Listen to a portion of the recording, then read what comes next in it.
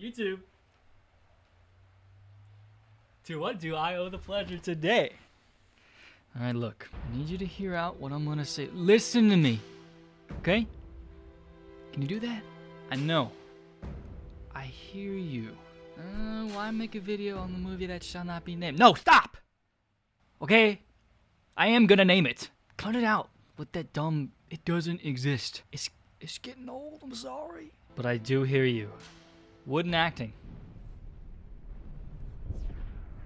What happened? Some harshly jarring editing. Wait, what? It's a montage now? Wait, what? It's just over? What happened? I feel like it was like a bunch of cut scenes we just missed. Questionable choreography that borders on the line of not being thought out prior to the day of showing up on set, and reads like they had no storyboard for how an element was going to move, and just about any example from the 1 hour 43 minute runtime. The pronunciation of the names, I get it. Okay, I hear you. But I'm asking you, from me to you, if you can do one thing. Look deep within yourself to see this from another perspective. Take a moment to let it sink in. Breathe in, breathe out.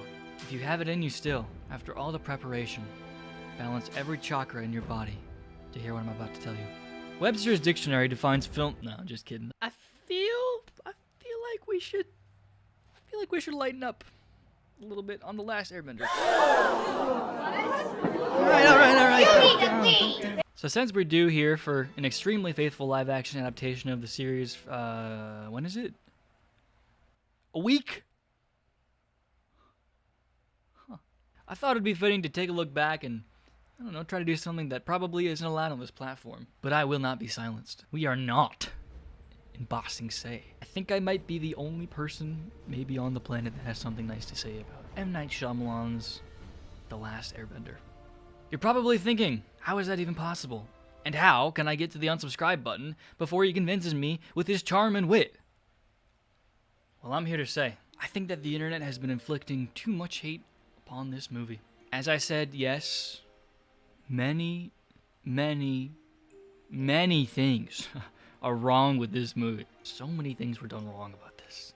Over the years, however, I feel like many factors of its failure have been completely overlooked. The blame has been seriously misplaced, and frankly, if I may, has been misunderstood. Hey, I'm not here to call this thing a masterpiece, okay? I've been a lifelong Avatar fan. I'll be the first one to tell you something went wrong there. But what's kept me up at night is why. This thing is like a car crash that has just been happening in slow motion for 14 years.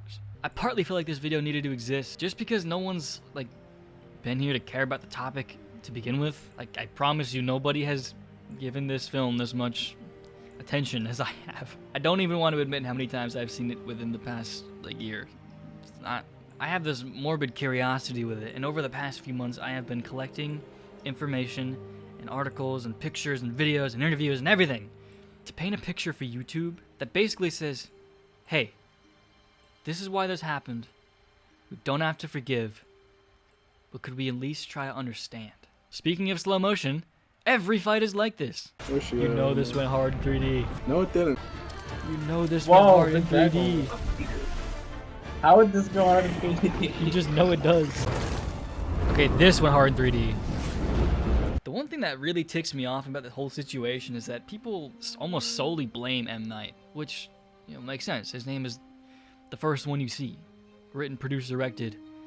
Hey man, if you're gonna take all the credit, you're gonna get all the blame. I mean, when, from my admittedly vague understanding of a situation I was hardly conscious for, I feel like, in reality, it feels like he was the only one that actually ever showed any promise for the project. His inspiration for making the movie in the first place is actually really humble and wholesome. To paraphrase quotes he gave during press, the original show was always something that his kids had on TV, and his daughter one year begged to be Katara for Christmas.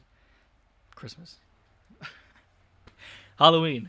For Halloween. And Knight didn't really know who that was, and eventually the show became something that he was infatuated with himself. Still it hadn't hit, and then one day we were in the video store, and she said, the first season's on DVD, can I get it? And I was like, okay, she really loves this, let's watch. So we all had dinner, and the four of us watched it. The whole family sat down and watched it. We just kept watching the next episode, and we came up in the kitchen, and I opened the fridge up, and I said, this would make a great movie. And then everybody was like, yeah! So that's how it started.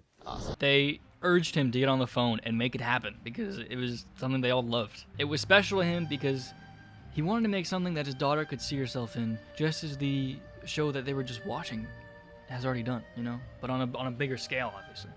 Fun fact, this is also the same little origin story that Albert Kim has, who is the current showrunner for Netflix's Avatar. Now, Knight made sure to explain to people in interviews that he doesn't like making things for other people. He does it his way, and if critics and people don't like it, that's not for him to have a problem with. As long as he's proud that he made what he wanted to. And I really admire that. So as I was saying, Knight wasn't presented the idea. His agent didn't tell him to take it up or anything. In fact, he had actually been asking them diligently to find something similar to Avatar for years. He was looking for the next Harry Potter or Lord of the Rings, some large-scale fantasy world that he could be involved to help grow. At the time, he had also mentioned he was looking for some kind of kung fu movie to do so he could scratch that itch. Shyamalan, after being hit with the inspiration to make a movie based off Avatar: The Last Airbender, pushed and lobbied for it to happen. He was at the forefront of the project from the beginning, and it was everything he had felt he had been looking for. I say all this because people have it in their heads that Shyamalan didn't love or even get the show, which I just think that isn't true. He clearly showed a passion for it. You could tell in interviews his passion for it and what he wanted to do with the future movies in the trilogy meant something to him. He is not who the hate should be all directed towards. And that's why when it came to his first draft of the screenplay, the original creators for Avatar, Mike and Brian, were apparently floored. Allegedly, it's all alleged, it was gorgeous. And it's what got him the okay to start the project from both the studio and the creators. Now everything seemed to be going great. Mike and Brian were just as enthusiastic as Knight. His passion was showing through. It was all about putting the pieces together now, such as the cast, the final drafts of the screenplay, the editing of the footage, the bending.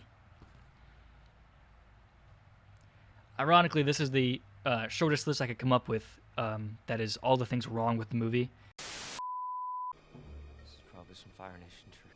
Just back away. That would be a Fire Nation trick, wouldn't it? Sure, this surely is a Fire Nation trick. Fire Nation is here. What? And they brought their machines. They're machines. Don't come They're out. The machines are here. They're just running around. Where are they going? We're not even using badass Fire Nation fire. They're running away. intimidation Sky, now the Fire Nation is here with their machines. with their machines. They're just still running around.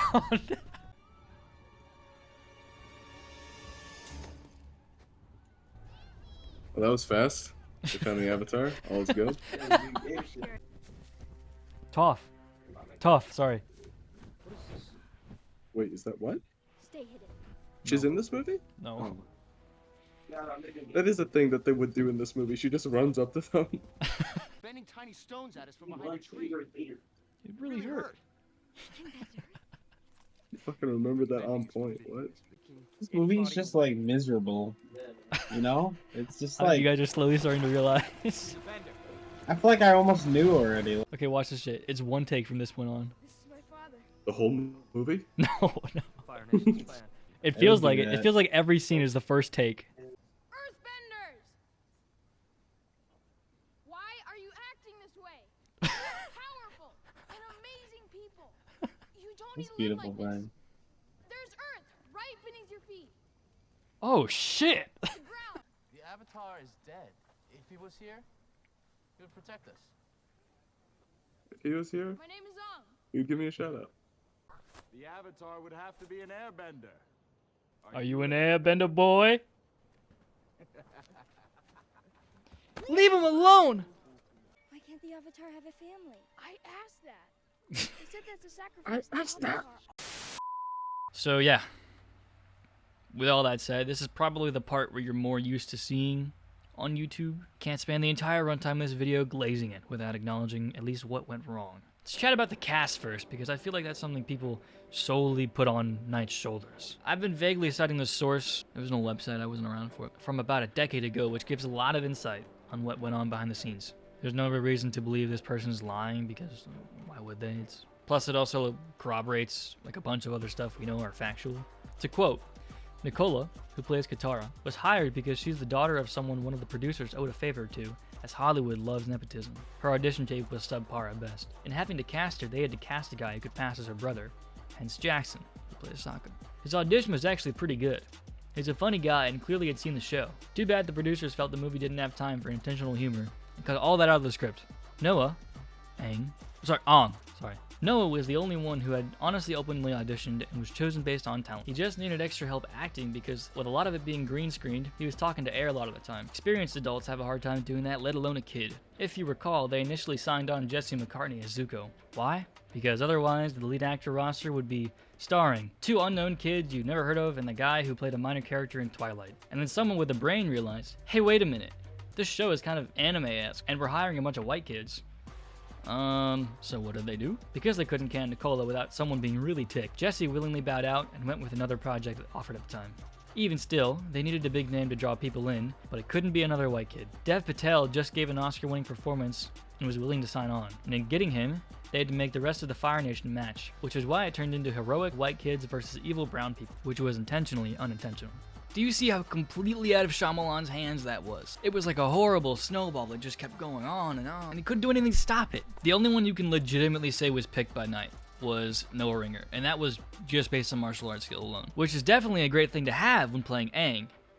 But the problem is, that's all he was capable of before shooting. Knight had actually gone on record saying that he was looking for a martial artist first, so he could then teach him acting. This part I just can't defend. It's, to me at least, maybe I'm wrong, but I feel like in order to portray a character, you've got to be able to. There's literally an entire department that is for training actors in choreography. Far less often will you find one that teaches people how to act. And Knight. As the quote said, the Fire Nation ended up being one of the only mostly brown parts of the world, simply to match Dev Patel, which actually does make sense. But when your leads are all white, it's just not a good look. Shyamalan actually had an interesting take on the races. I really cannot tell if it's his cope way of dealing with the situation he got himself in, or if he really believes this, maybe both. But he kept using the example of anime and how in its DNA lies the notion of ambiguity in its races. Like, you're meant to see yourself in it, which, okay. First of all, I don't really know enough about anime to say if Japanese artists specifically draw their characters most of the time to look like anybody on Earth.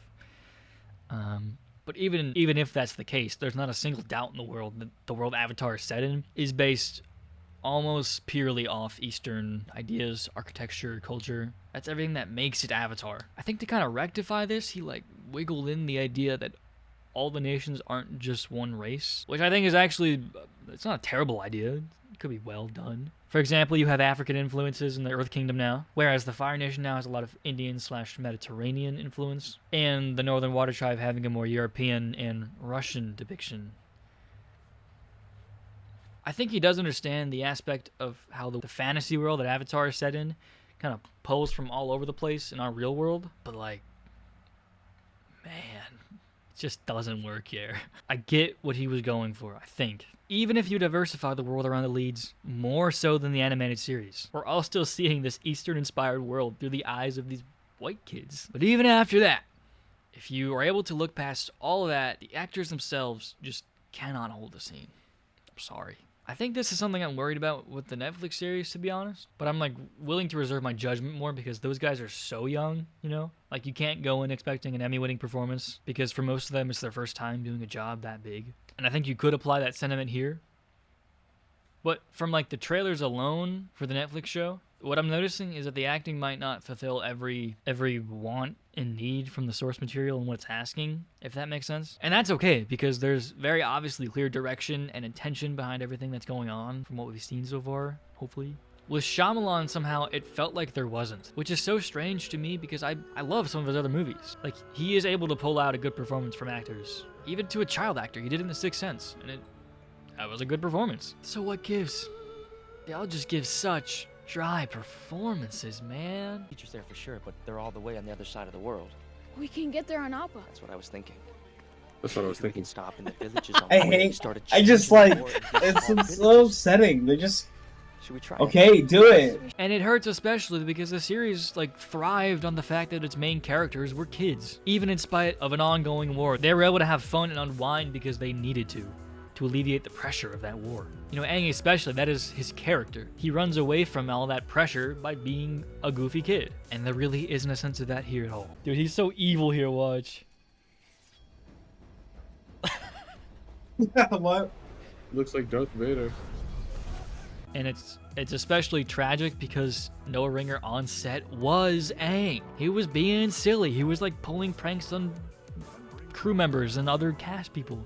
I always say that 3 times. You pick up from 3 times. Just focus. Good job, Nova. Keep on doing it. His smile is infectious on some of these behind the scenes clips because he was just being a kid, trying to alleviate the pressure of making this huge, big budget movie. But the script never gave him a chance to show through who he really was. These are completely different characters, man. I feel like the idea of centering the plot through Katara's eyes is really cool, actually. You could maybe, play up the idea that the entire trilogy would be like one long version of her narration from the opening, if that makes any sense. So her being the one to narrate the movie does make sense. But when that's her character, it falls flat. There had to have been something for her to do that was important in previous drafts, but I guess it wasn't important enough to make it in the final film. M. Night. With Sokka, Sokka. And Aang, I forgot to say Aang. I'm not calling him that. I would say out of the main 3, he is the best. Sokka. It's never enough, but like they do give him some comedic timing. But I can tell with Jackson Rathbone, like every second on set, he was dying to let something funny out of his mouth, but couldn't just because it wasn't what they were doing. Like I think this joke is actually really funny. I love his delivery and how dry the movie plays it. Maybe unintentionally. Trying to eat me. Everyone says this, but it's true. Iroh and Zuko are the best parts of this movie. They at least like have a relationship that you can almost catch yourself getting invested in. But the movie it waves his finger and it goes, nope, no engagement. Like I could see this relationship growing into something really strong if this got a trilogy. But it just lacks a lot of the heart that like some of the best Zuko and Iroh scenes have in the original show. For instance, when Zuko is like sneaking off of Zhao's ship to get into the Northern Water Tribe, like that exact scene with Iroh is there, but they don't care to give that line to Zuko to like recontextualize their relationship at all. Now be sure to keep your uniform closed up to your neck. And remember, your cheek can warm you. I know, Uncle. That scene in the original show was so sweet. That was the first time we actually saw them like be... Oh yeah, that was the I used to think of you as my own. Yes! Or I thought of you as my own. And here it was just nothing. He could have still been here. Like they set up his son dying. Yeah. Like, that's an idea. Like they could have just copied that scene word for word, and it would have been nice. It would have been awesome. All the Fire Nation people do in this movie is just walk and talk. That's all they do all day. Zhao by far has the funniest lines in this movie, though. Do not kill the Avatar. He will just be reborn again. Why are you doing this? Who are you? He switches up so fast. Why are you doing this? Who are you? I have found scrolls in the library. In my raid of the Great Library earlier this year. I forgot already, thanks. This is a scroll from the Great Library. The Great Library. Plenty of people have talked about the editing of this movie extensively. To me, it's like just impressive. I don't think I've seen something so amateurish that like ties big budget filmmaking together. There's just no connective tissue to shots. Events from the show, they just happen, but it gives you no reason to care why they are. Even if it's not trying to do what the show did, you gotta at least make it work in the context of the movie. And it doesn't. It feels like every other scene we missed a scene. It's disorienting to watch this thing. Of course, the bending.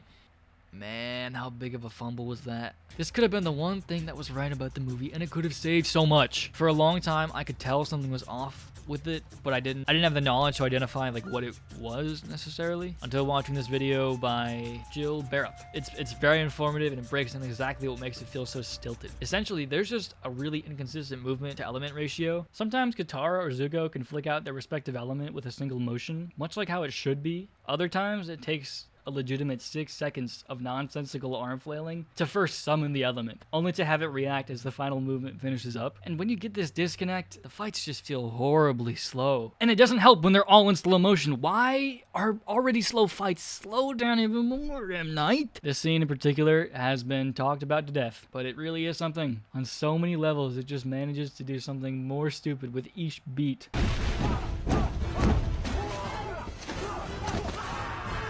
You can tell he really had a strong idea and tried doing something cool with the one take. And holy shit, do I love a good one take. Oh man, do I love a one take. I think if executed properly, this could have been, at the time, one of the craziest shots maybe ever pulled off. Because think about it, you've got to integrate the VFX with the timing, and you've got to shoot it all right, and you've got to get every beat on time, and you've got to make the actors all immersed in the scene and know what they're doing with their element. It's just a lot, and that's why it looks the way it does. Maybe not even. I'll get to that later. This feels like a play. A good Like, it feels like it's like the reason why it's slow is that like they have to like pull like big strings and cables to make the bending look real. Because that's the issue. With the one take, you have to get like every micro beat perfected. I'm gonna refer you to the video I mentioned a minute ago again, but when the actors move significantly before the affected surroundings, the VFX artists can only do so much to time it as best as they can. Like, the wires pulled back these Fire Nation soldiers too late, and it made Aang's air look pathetic. Also, this is like personal. Like, am I missing something with this scene? Maybe it's like one of those things where I watched it so much as a kid and it never occurred to me like that was just a movie thing. There was no reason for. But growing up watching it again, it's like, are we like supposed to have this shocking realization that there's Earth right beneath their feet? Why haven't they done like anything? The entire point of the imprisoned storyline in the original is that they were put on this like metal prison in the middle of the ocean where they were powerless. It's just like in a ditch here. How did this happen? How did they let this happen? The firebenders can't even make fire, dude. Going back to that post from earlier, it also mentioned how when everything was said and done, this project was just horribly budgeted. To quote again, the opening at the Southern Water Tribe, all nice and pretty in Greenland, cost big bucks. And then they realized with a story about people manipulating elements, that couldn't be believably done in camera with practical effects. So they had to rebudget and gave most of the money to ILM for post-production. You go from the beautiful Southern Water Tribe to everything looking dingy because everything else was shot in Pennsylvania, the Fire Nation Royal Palace, and Old High School in Philadelphia. Parts of the Earth Kingdom, including Kyoshi Island, which got cut, Reading, Pennsylvania. And everything that was the Northern Water Tribe, some sets built in front of giant green screens in an old emptied aircraft hangar in the outskirts of Philadelphia. Yeah. And ILM were rushed despite most of the movie's look being left up to them, and you had novice directors hired by producers to oversee that process. That's how the Pebble Dance happened. Again, this is another reason why the bending looks so weak. The VFX is at the back end of the process, and all they had to work with was the plates they were given. It's just a horrible series of misfortune and poor filmmaking at hand. That too. Oh yeah, and the names. Like, even though I never preferred them, I have to be honest, even before I became, like, obsessed with this movie, I at least, like, understood the intention of the change. Like, yeah, they're supposed to sound more Eastern or whatever, but the three main kids are white! Why? One more thing that I'm kind of in the middle about is the change to firebending. I get that it's not at all how it works in the show and maybe shouldn't hear it to begin with, but I can't help but not discredit it. Like, just the base idea. It makes zero sense when the change is in service to level the playing field, as Knight once put it. That's kind of the whole point. And Knight. But look, I think the one positive that comes out of it is Iroh actually. Hey, wait. I don't think the reveal should have been done in this one because there's no setup and it doesn't make any sense to happen here. It's like kind of an expansion of what Iroh teaches Zuko in book 2 of the original show. You know, learning waterbending techniques to kind of redirect lightning. Here's my take. If you're gonna make firebending work like this, save the reveal for the final movie. You know, it feels like it should be like a book 3 reveal. Something he'd pull out when the White Lotus is like taking back Ba Sing Se or something like, holy shit, he can firebend the whole time. Like, I don't hate the idea that they can't make fire. The rules just need to be tweaked a bit so that like maybe they can't make it from nothing, but they can combust things and like set things on fire to then manipulate the fire that comes out of that, if that makes sense. I don't know. I think I can think about the pretty girls. That's when they told me I could have no family. Told me I had to Why'd they say that? He thinks he's moving so much water right now in his head. He's like, oh my god, they added so much water in this movie. And there's like just drops on the screen. Is he about to cry? Dude, has he smiled once in this whole movie? This is not my Aang. I don't like this guy. This is imposter. This is what Twitter thinks the new Aang will be. What a nice young woman. I hope she doesn't become the moon. That'd be unfortunate. Yeah, if she became lunar. Sokka, I'm becoming lunar. Why'd she ask me? Sokka, I got a loon out. No, she's like trauma dumping on him. He's like, I don't know about like this bitch. Found out her family's religious and prays to the moon. He's like, what the fuck? I just like water. You didn't ask. Yeah. It felt real. Like, Yeah, looking back on that, scenes feel fake. looking back on 30 seconds ago, I found myself for the first time like kind of forgetting that I was watching this and being like, hey, this is engaging for a second. Yeah. Also, by the way, Yeah. this I whole like the sequence, relationship. no water. Oh, they Just forgot dancing. to add it in? Sorry, guys, we forgot to add it in. They think they're waterbending right now. They probably do. Dude, They're they probably think told- there's so much water right now. And the music. This scene is nothing. This scene means nothing. There is nothing. Why is it in the movie? All right. Enough of the negativity. It's all been talked about extensively, and don't need any more of it, if you ask me. That's why in this part of the video, I'm going to be trying to win you guys over on not just things that I like, honestly love about this movie. I know.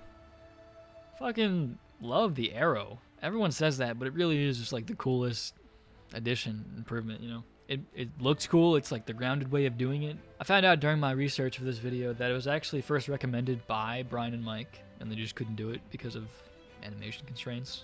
So, good job, guys. I like the sets. I think some of the villages and like the Northern Water Tribe look pretty cool. I love the design of the Fire Navy ships. I don't know if it's the ideal way to represent the world, but I think it's a cool way of grounding everything. All right, this one, I know a lot of people don't like, but I kind of love the Blue Spirit design. Everyone I feel like I talk to hates it, and I don't get why. I do get that it doesn't look like the animated design, but I would probably tend to agree more with people if the design they came up with was also just ugly, and to me it really isn't. Like it's a unique spin on it. It's like a, I don't know, like a Matt Reeves way of doing it, if you will. Thank you, Matt Reeves, for making that term a thing. Like taking the idea of this vigilante character and spinning it into something more of like like an actual spirit or an oni or something. I think that's cool. And I think the hair only adds like the very Japanese inspired like folklore thing to it. You know, it's cool. I like it. This is pure brain rot how I was able to notice this, but I'm pretty sure that the song this guy is singing is supposed to be part of that outro music from the original show. I really dig the bending shots in the finale. These feel like the most finished and what all the bending could have looked like had there not been rushed deadlines and miscommunication. You know this went hard in 3D. How would this go hard in 3D? You just know it does. Okay, this went hard in 3D. You know it did. Why is all the slow motion shots suck? Because it goes hard in 3D. I think the music is phenomenal. I'm not even gonna lie to you guys. I should not be caught saying this in public, but I may have almost actually cried listening to the score earlier today. In specific, the final track of the movie, Flow Like Water. It might actually be one of my favorite pieces of film music. I'm so dead serious. James Newton Howard is a legend, but that's no secret. However, this track actually accompanies something that I've been wanting to talk about for months. This video, it was mainly for one thing, and that was to win you over. At least one of you on this finale. Because the rest of the movie we can agree on may be really unfortunate, but I think the ending of it is a legitimate improvement on the source material. The entire film, Aang, is not so obviously guilt-ridden about his past. I say that because it's hard to tell anything they're feeling. When he leaves the monks blaming himself for their death, of course this would be better illustrated if Aang was a goofy kid running away from his responsibilities in this film, but we don't have that luxury, unfortunately. So what's happening here is Aang is literally unable to waterbend, effectively at least. Each time he's getting somewhere with it, he lets his emotions well up and he thinks back to the only family he had, and he isn't able to let go. Cut to the Northern Water Tribe, and he's apparently had weeks of training in the element. Did we see any of that time? No, we didn't. Because we don't have time for that. We gotta keep it moving. I hope he burns her still. Oh, wait, no, that don't happen. Silly, they don't have time for that. We gotta keep moving. As far as I know, Aang knows nothing about waterbending. Do they got Arby's still? He is much more versed in water, but he isn't yet strong enough to feel like he can prevent the Fire Nation from invading. Again, if this was emphasized better, I think it'd be really cool if we saw that realization where it sets in that if he doesn't do anything, the Northern Water Tribe is going to suffer the same fate as his people. Through the admittedly dumb method of figuring this out. Do this now. Lame as hell. It's so lame. Do this Why do you now. suck so bad? Aang learns he has to use the power of the ocean. So, amongst this hectic war going on, he steps up on the border wall and looks out to the fleet of Fire Navy ships hurling balls of flame and breaking down the defense of the city. I'm not gonna sugarcoat it, okay? Shyamalan does something absolutely brilliant here. Aang remembers Paku's teachings about what water can do. Water teaches us acceptance. Let your emotions flow like water. He thinks back to intimate moments with his family. It deeply moves him. But for the first time, He's letting himself feel. He's told he's the Avatar, but he can't accept it. Everyone's so proud of him. Monk Gyatso was proud of him. With immense excitement, Gyatso gives Aang a look, assuring Aang this is what he needs to do. But he can't. He can't have that responsibility. So he runs. Coming back to the present, with the understanding of water, he can forgive himself and transform that emotion into strength. It hurts, but this is what he's here to do. Performing a stunning, hopefully Tai Chi-inspired, waterbending choreography. He raises an enormous tsunami, something that previously almost happened because he couldn't control his emotions. Its power is unparalleled. The wave looms over the heads of the Fire Nation soldiers below, marveling at both the size of the wave and their inability to do anything. The splashing and noise from the water feels like it's part of the soundtrack. They're in tandem with each other. It's synchronous in that the water is as powerful as what we're hearing. This fucking shot. This is one of my favorite shots ever, I'm not sorry. And he just holds it. He doesn't drop it on them, because that's not him. Because of that humility, the Fire Nation are able to flee, and probably just now getting the idea that this guy is no joke. Katara retrieves him on the wall. She walks him down, and soon Sokka helps. The Northern Water Tribe, even Fire Nation soldiers remaining, are all left to do nothing but stand in shock. At the sight of the boy, they get on their hands and knees and bow. Katara begs of him one more time that he accepts his role. Both her and Sokka go to join the bowing crowd. Aang, still with uncertainty in his eyes, bows back. He is the Avatar. God, it's fucking crazy. Is that not just so good? Got tears, bro. My take? If this ending was in a better movie, shit would be revered. I fucking love that Shyamalan is conscious of, like, Aang can't just learn to kick butt by the end. It's not his arc, and that's not all it was in the series. That's not what I'm saying. But he takes the element the movie is about and uses it almost as like the lesson that Aang needs to learn. It's metaphorical for his journey in the film, and I'm certain that would have carried over to Earth and Fire. It's just such a genius idea that it's like almost obvious. It's not probably gonna happen because if I remember right, Albert Kim said he didn't even watch the movie, but I'm really hoping that they like came to the same conclusion, you know, about using water as a way to like let emotions flow and heal from that process. I almost don't want it to be not included because of how right it feels. And this can carry on with future seasons of the Netflix one too. Earth can teach Aang, okay, how do I be present now that I'm here as the Avatar? How do I stand my ground, you know? Fire could be used as a way to teach Aang not how to spread hate and war, but rather love and peace. It's about his future as the Avatar. But here's the thing. As good as this ending is, it's still in the same movie as the last hour. So it's not like it can save it. But just for a moment, if you will, humor me. You know, get creative and try to erase everything from your mind from before, okay? Let's pretend that we got like a really solid Avatar trilogy in the 2010s. I don't know how, but I feel like that would reshape a lot of like the cultural landscape we're currently in somehow. I don't know how really, just a thought, I don't know. Anyways, like imagine a world where we got a passionate, beautifully crafted trilogy on the same scale and scope of like the Lord of the Rings. Epic 3-hour Shakespearean dramas that deal with like the same emotions that the original show did, just expanded. Imagine how powerful that ending could have been, man. Would have been an all-timer. Because I love the grounded approach. I think it's something that I would blend in a little more with the Netflix tone that we have coming out soon. It could treat everything with the proper weight of war, you know, that I feel like this story could use. For this case, though, it's like far too much for its own good, but you need a good balance. This is not that. I'm sick of this shitty movie. I'll need to ask you something. This is some Scooby-Doo shit right here. Ugh. Gross. You know that went hard. Why does he have a human? No, it did not. You can give your life back for the spirits. You're saying case. Hey, dickhead. He's Padme. He's Vader. He's Vader. Sokka is Vader. Vader. Sokka. He's Vader. It cuts to him with tears. Like there's. Do you recognize those guys? No. It's because they're nobody. And then they just run off. Who? These are unnamed characters. I hope we don't all die. I hope we don't get turned into bones. I think His so. friends are bones. No, that guy's bones. No, he's bones. They're all bones. You must give us the time to get to that day. Do you accept this unspeakably important task I'm putting in your hands? Yeah, huh?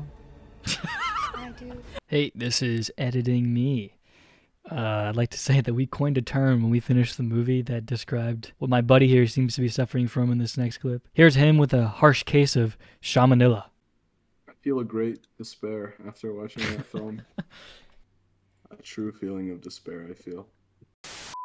I think with adaptations, it's immediately put in a box as just that. And in the eyes of the public, that adaptation is either good or bad, depending on its faithfulness to the source material. It's like an open and shut thing. This is something not entirely related, but I wanted to mention it because I think it's an important thing for how I like to approach storytelling one day. Because things like this are adaptations, regardless of if it's any good or bad, I feel like collectively sometimes we can't see if there's any potential in the story as we would in an original story.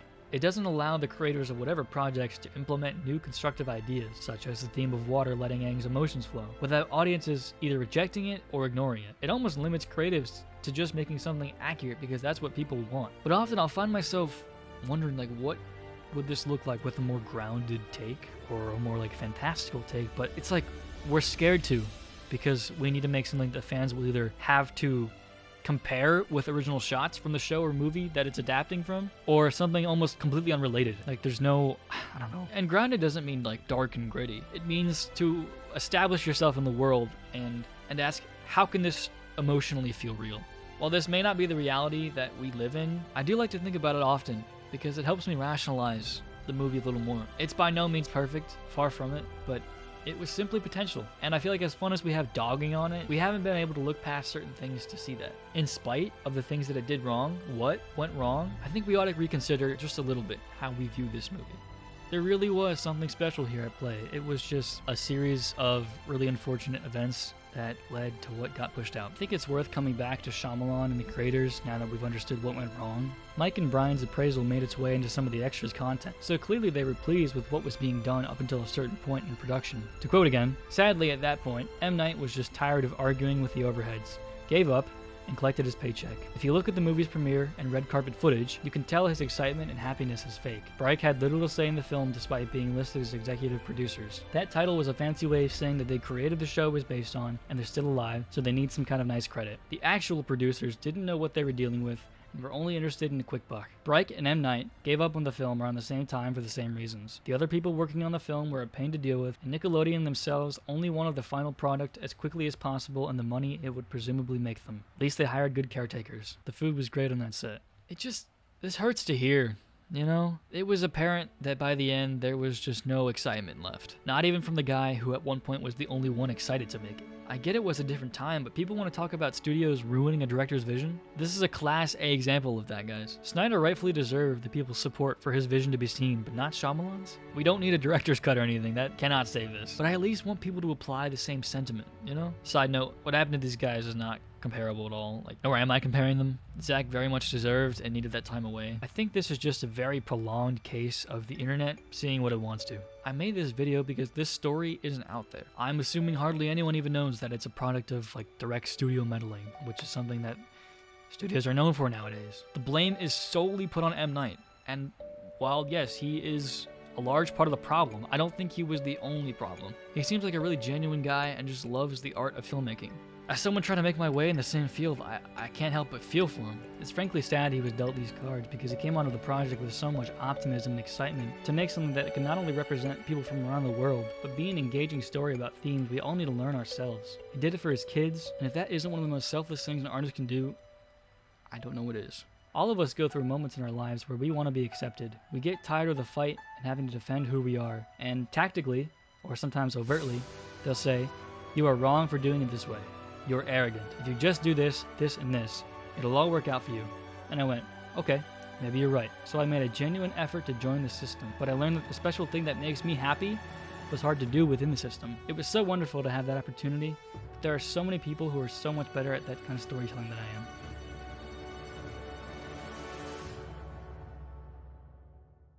But yeah, like with that being said, I can't defend this. Don't be filming me, brother. You got your rapist homo thug black balls over there. What the hell are you talking about?